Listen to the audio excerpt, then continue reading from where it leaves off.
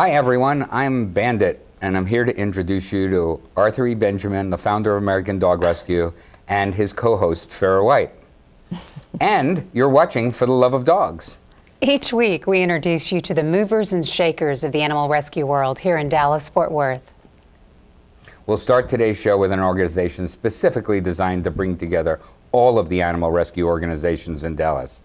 It's called, appropriately, the Dallas Companion Animal Project. And here to tell us more about it are Maleska Fleetes and Mary Spencer. Welcome. Thank you. Hi, you guys. Thanks. Thanks for coming. Thank you. It's always good to be back. Well, it's wonderful to have you back.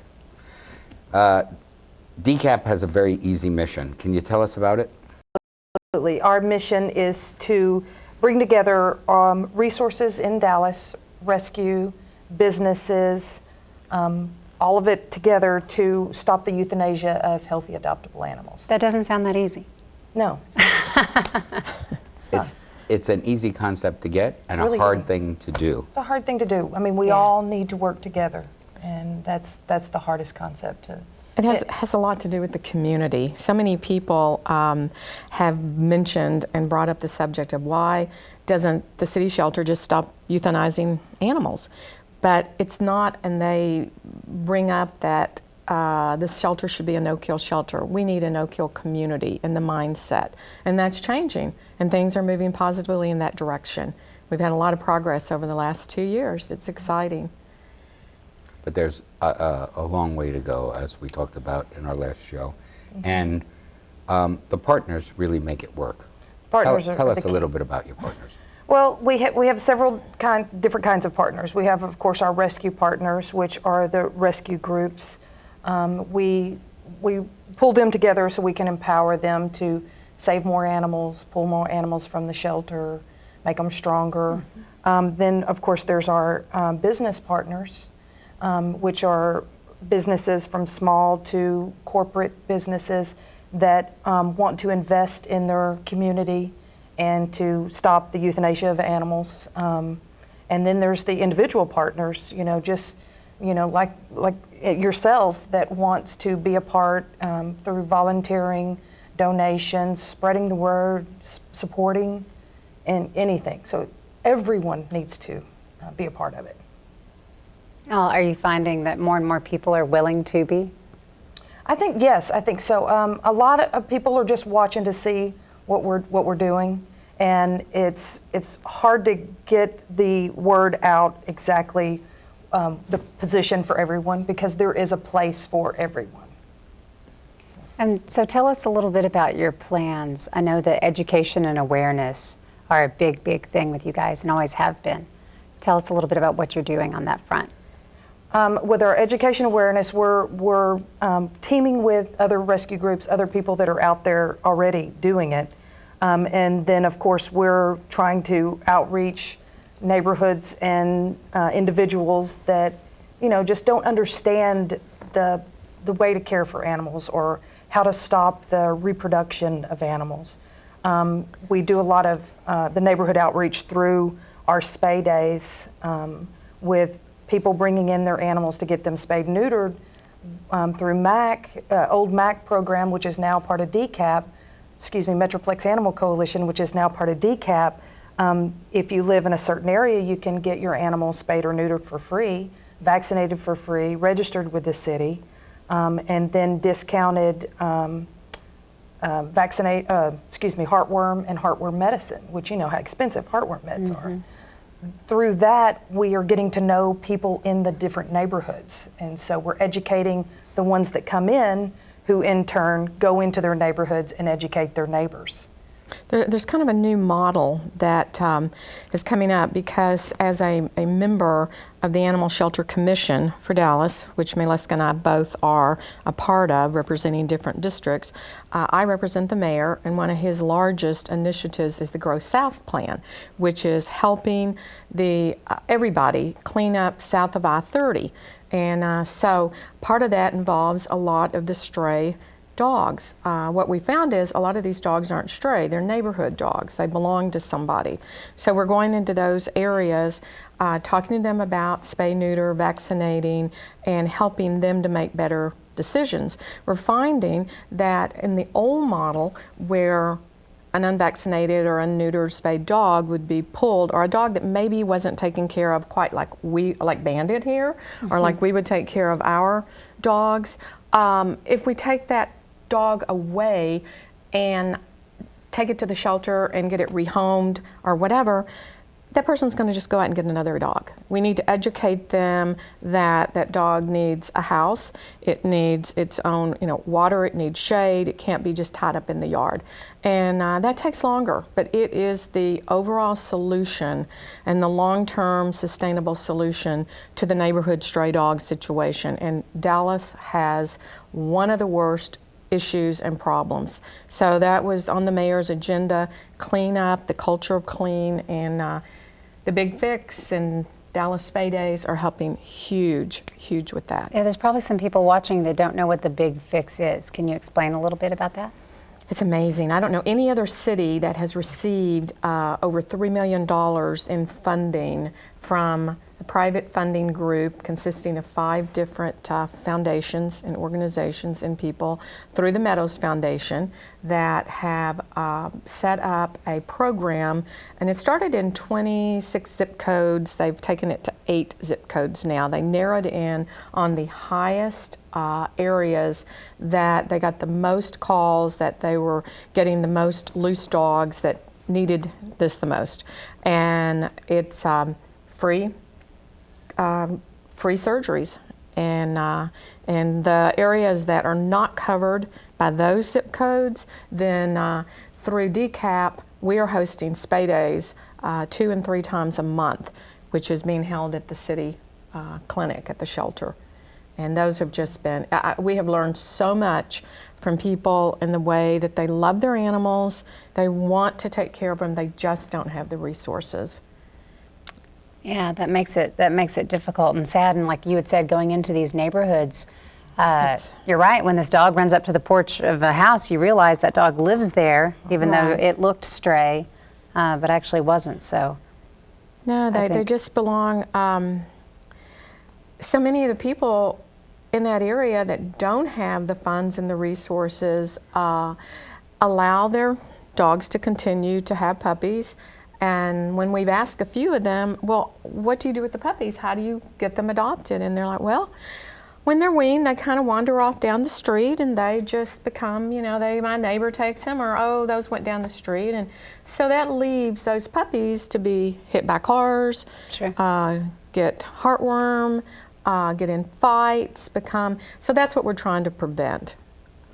Yeah, well, and clearly you can't do it alone, which is why you have so many good partners and resources. Yes, and we need more. Goodness. So yeah. We need more. So you've set real goals for your live release rates. Can you tell us about those and share those with us? Yes, we have them right. We had to write them down so we wouldn't get them wrong. And we're on track. We are absolutely moving forward into that. 2 years ago, before the management changed at DAS, Dallas was euthanizing over 87% of the animals that came into that shelter. Today, that whole mindset has changed. It used to be, oh, that dog it's sick or it's aggressive, just take it down to the lab and euthanize it. Now it's a whole feeling through the whole shelter. What can we do? How do we fix it? Let's get it home. Let's get it out of here. And that's where the transfer partners come in and take some of the most expensive, hard cases that would just break your heart. I mean, I've seen them where it's just, well, Maleska too. I mean, you don't leave DAS without a dog, do you? I try not to go. But anyway, so in 2 years ago, the live release rate was less than 15%. That number has gone up. There were 3-4 months in succession that was over 50%. Now, wow. Summer hit, and summer's when the kittens happen, puppies. DAS was getting up to 150 animals a day. Wow. And what do you do with them? Yeah. And so now we're at about a 35%, up to 40. We're moving back up. So that has changed in 2 years. So we are hoping 2013, 35%. We're Pretty much we're there. 2014, 50, going up about 15%. By 2017, we are hoping to achieve a 90%, and I really, really feel like we will. I feel like you will too. That's great. Congratulations, It's, by the way, because thank that's you. quite a jump in It's, 2 years. It's exciting. There's Yeah. so many things. You know, what you're doing is exactly the model that has worked in other cities. Yes. There are cities proven. that I've talked about before that have gone from 6% life release rate Yes. to over 90%, and it can be done. Yeah, and you're doing it. And we can become a no-kill community. We can. It's a mindset of a community, and it It is. takes the entire city. It takes everybody from the wealthiest areas of the town to the lowest income. People Wow. love their pets. And you're showing people how to do Yes. it. You're showing them the way. And we really if you want to appreciate read more about the Dallas Companion Animal Project, you can now, and you can find them at dallasanimals.org. And if you have any questions, you can email info@dallasanimals.org. When we come back, find out what it takes to keep up with the dog happenings in Dallas. Ivan Ibarra with Dallas Dog Life is here, and so stay with us. Every year, families in North Texas unknowingly spend hundreds of thousands of dollars in support of neglect, abuse, and disease. When you buy a puppy from a parking lot or flea market, you could be supporting the cruelty of puppy mills that profit from dogs bred in abusive conditions. Help us stop the cycle. To learn how, go to spca.org/no-puppy-mills and take the puppy pledge. My name is Teresa. This is Scooter. My name is Amber. This is Duke. I'm Dr. Dixon, and this is Annie. I'm Emily. This is Jackson. I'm Kelsey, and this is Skittles.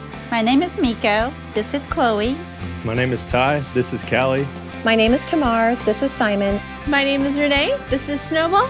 My name is Dr. Miller. This is Fletcher. My name is Eric. This is Sport. My name is Stacy, and this is Britches. And I'm a pet lover first. And I am a pet lover first.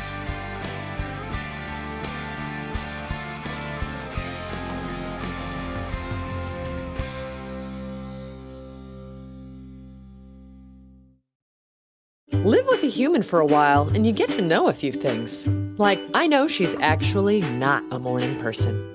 I know she does strange tricks for no treats. I know that water makes her howl like crazy. I even know how the floor stays so clean. She's quick. But the one thing I will never for the life of me know is how she gets so tiny and inside that box. Natalie, how do you get so tiny?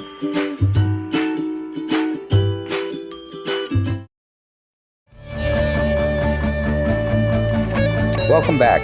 You would be absolutely amazed at the amount of pet-friendly events that take place here in Dallas-Fort Worth. Enough events for Ivan Ibarra to start DallasDogLife.com. But before we meet Yvonne, we're proud to share an event that took place here in Dallas a few weeks ago. It was the unveiling of a very special painting with Arthur and Bandit. Watch this.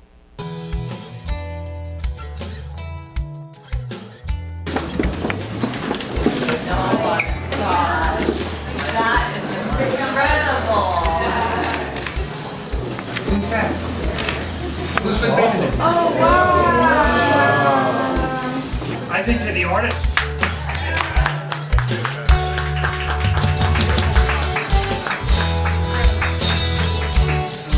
I really enjoyed doing this portrait.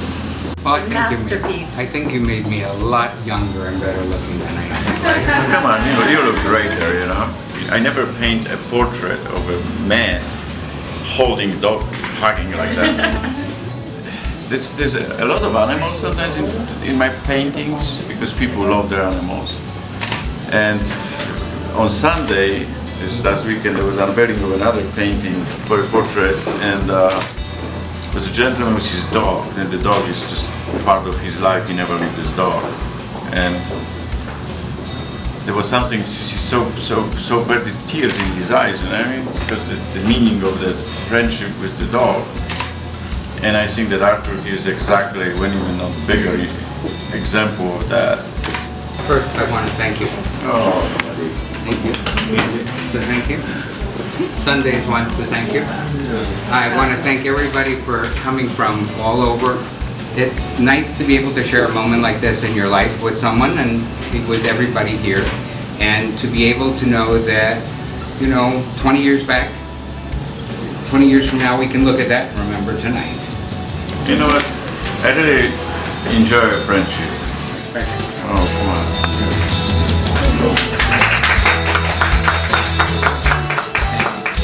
It's all about the dogs and people. And it makes it very special to have special people here this evening.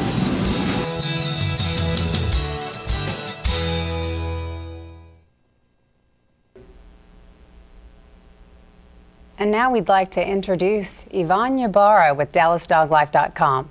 You're responsible for keeping up with all the events in Dallas. Welcome. Yes, thanks. Hi. It's good to be back. Thanks. Glad to have you. And who do you have with you? This is Chewy. This is my social chair of the organization, product tester, and he earns his keep. He looks like a social chair.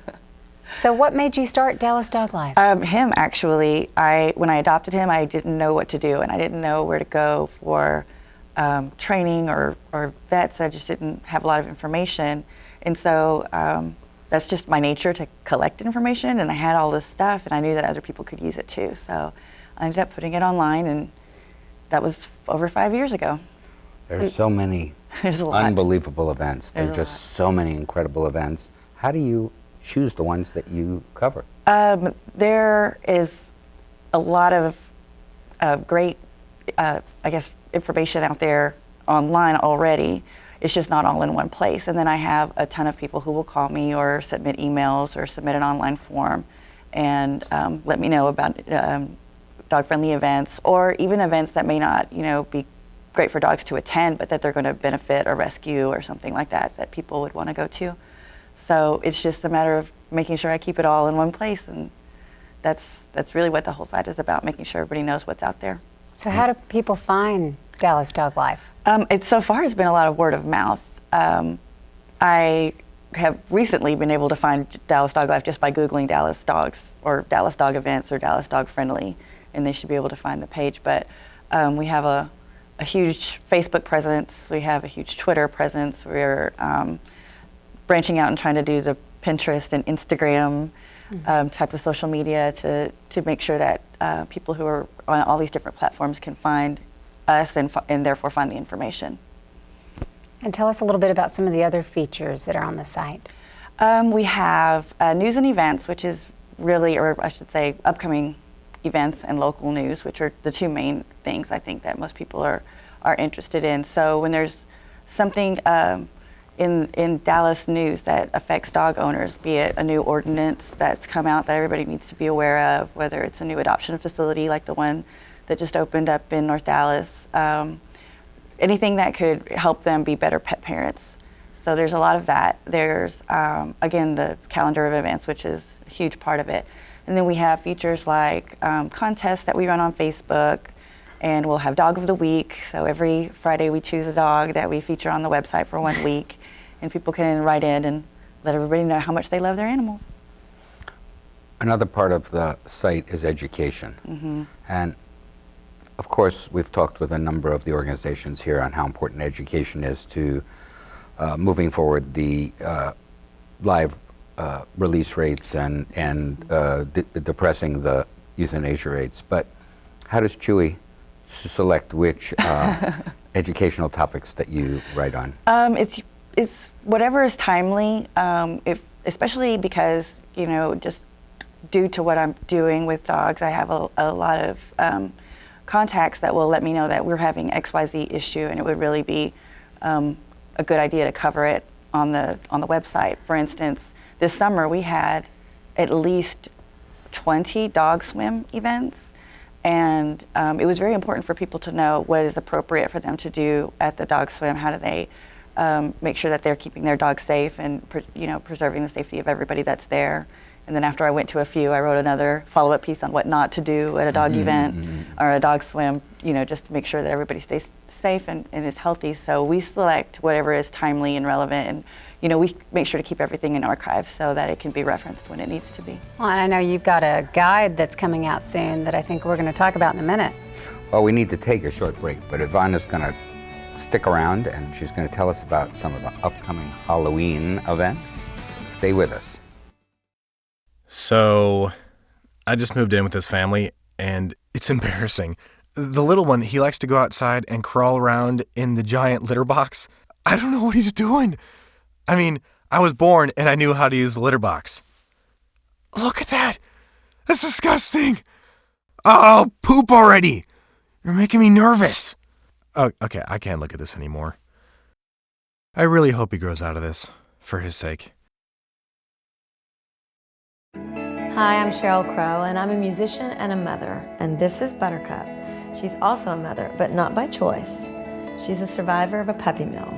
Buttercup spent her life in a dirty wooden hutch, forced to produce litter after litter. She never went to a veterinarian or a groomer. She never had a soft spot to rest or a kind touch. She existed this way in cruel isolation year after year. Puppy mills are mass production factories where mother dogs suffer their entire lives, producing nearly 100% of puppies sold in pet stores and on the internet. When these dogs are no longer able to produce, they are often destroyed. Buttercup's nightmare ended the day Animal Rescue Corps saved her life. She finally knows what it means to have a loving family, but for the millions of dogs suffering in the estimated 15,000 puppy mills across the United States, this nightmare continues. Animal Rescue Corps and I ask you to visit your local shelter or rescue when choosing your next animal companion.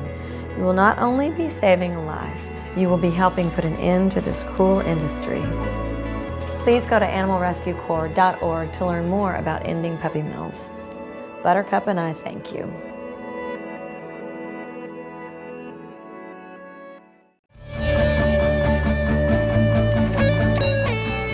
Welcome back. Ivana Barra with DallasDogLife.com remained with us to tell us about some upcoming Halloween events. Yes, but first we're going to talk about your resource guide. Yes. Tell us how you come up with the topics to put on there. It's basically low cost things that you find for animals. There is that part. It's a resource guide for all of the companies and rescues and dog-friendly businesses. So it's a little bit like a Yellow Pages, but specific for dog stuff. And then we will list all of the low-cost vetting options that people may have if they need to get low-cost shots or neuter surgeries, stuff like that. And then, just other places that they might not think are dog-friendly that are places like the Container Store or Lowe's or Home Depot where they can go on a rainy day like today and walk their dogs if they need to. So it's very exciting. We're doing a fall 2013 and a spring 2014 edition this year, so we'll have 2 printings instead of the normal 1 printing, so that if you missed it, it's too late for the fall 2013, but the spring 2014 will be a good chance if anybody wants to put information in there. They should just contact me at Dallas Dog Life. Now back to Halloween. Well, we're in October. Yeah. November's around the corner. That's There right. are probably a lot of Halloween events coming up. You probably have some insight into a few of them that are planned. And can you give us some tips?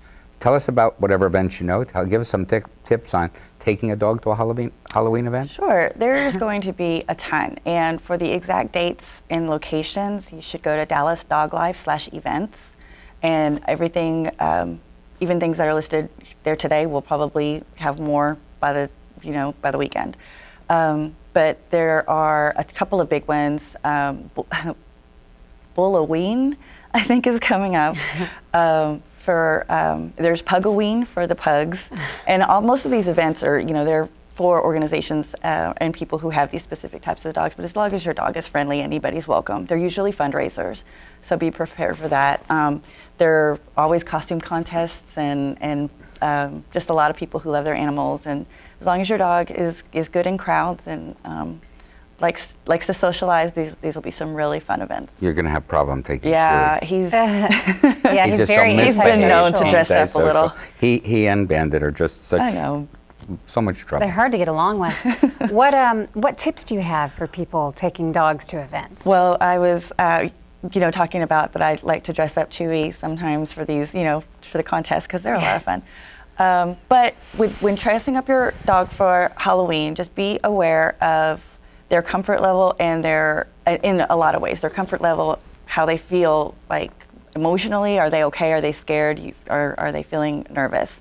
You always want to make sure that they can see, they can hear, and they can see peripherally, and that they can go to the bathroom, and that they can drink water if they need to. See, these are things I need to incorporate in my Halloween costumes because I am always uncomfortable and I can never pee quick enough. Exactly. So if you're walking around on a leash and you have to go and you can't really navigate that, so you're going to have some unhappy people in a messed up costume. Yeah. Peripheral vision is important because there probably be a lot of dogs in costume, and they're used to seeing people and dogs, but probably not people and dogs in costume, and they can be spooked a little easier than they would normally be. So you don't want somebody just taking your dog by surprise. Jumping out. So that's the costume. As far as safety, specifically on Halloween for cats and dogs, it's really good to keep them inside, just to make sure that, there's a lot of pranksters, aren't there? There's a ton of pranksters, and just want to make sure that your dogs are inside. And what I do, I have a lot of dogs, and I set up camp outside in the front yard so that they don't have to ring the doorbell and upset the dogs. Well, what about candy?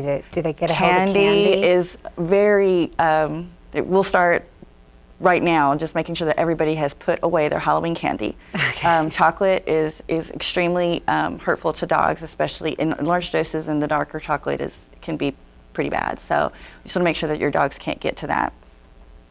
And as far as... A lot of people don't also know, I think, that grapes are equally as bad for dogs. Grapes, macadamia nuts, there's the tops off of strawberries, there's all these things that people just don't really know.